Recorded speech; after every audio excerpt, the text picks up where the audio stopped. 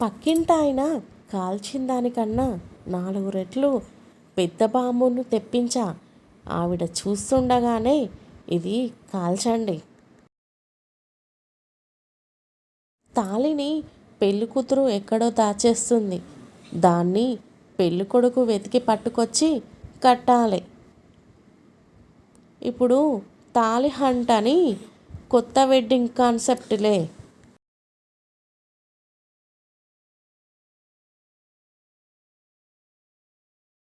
చూడమ్మా, నీ వంట పని కన్నా ఆయన ఆఫీస్ పని కష్టమే ఆడుంది అని చూపించడానికి నువ్వు ఇక్కడ ఉండి ఆయన సీట్లో కూర్చొని పని చేసేది చూస్తానంటే ఎట్లమ్మా? అప్పట్లో మా అమ్మా నాన్నలు పెళ్లి చూపులు లేకుండానే పెద్దల నిర్ణయం ప్రకారం చేసుకున్నారని షష్ఠి పూర్తి సందర్భంగా ఇలా ఏర్పాటు చేస్తామండి.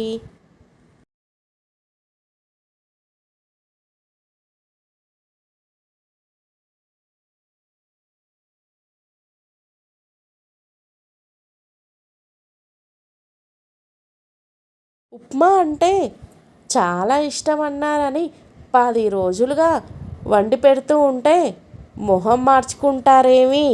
మీకు ఇష్టమైనదే కదా చేసి పెట్టింది నేను. అంత కష్టంగా ఉందేంది మీకు తినడానికి?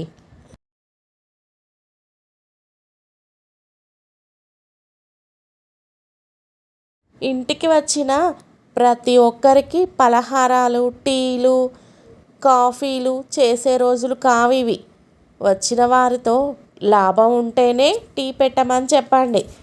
లేకపోతే నాకు అవేం చెప్పకండి, సరేనా?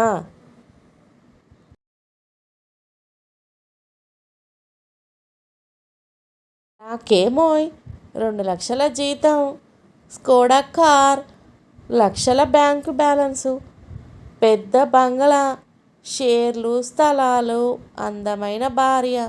కానీ ఆమె మాత్రం పరమ గయ్యాలిదిరా బాబోయ్. భలే దొరికింది కదండి నాకు ఈ చీర. ఈ డిజైన్ చూసి మన కాలనీ ఆడవాళ్ళందరూ కుళ్ళి కుళ్ళి చేస్తారు. చూడండి ఇక.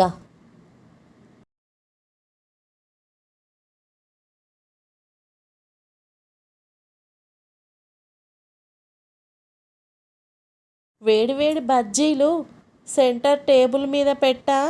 యోగా ఇక కానిచ్చి తినండి, వేడివేడిగా ఉన్నాయి. మీ ఓల్డ్ రూమ్మేట్స్ అంటే ఈరోజు లంచ్కి వస్తున్నారంటే మీరంతా కలిసి చదువుకున్నారేమో అనుకున్నాను.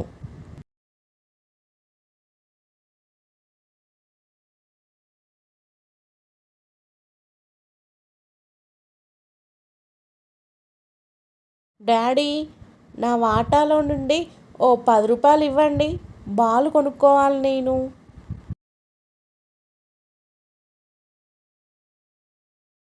అయ్యో నా మతి మండ, అన్నీ పెట్టుకొని అసలుది మర్చిపోయా చూసావా? కాస్త పసుపు ఇవ్వు పిన్ని, రాసేస్తా.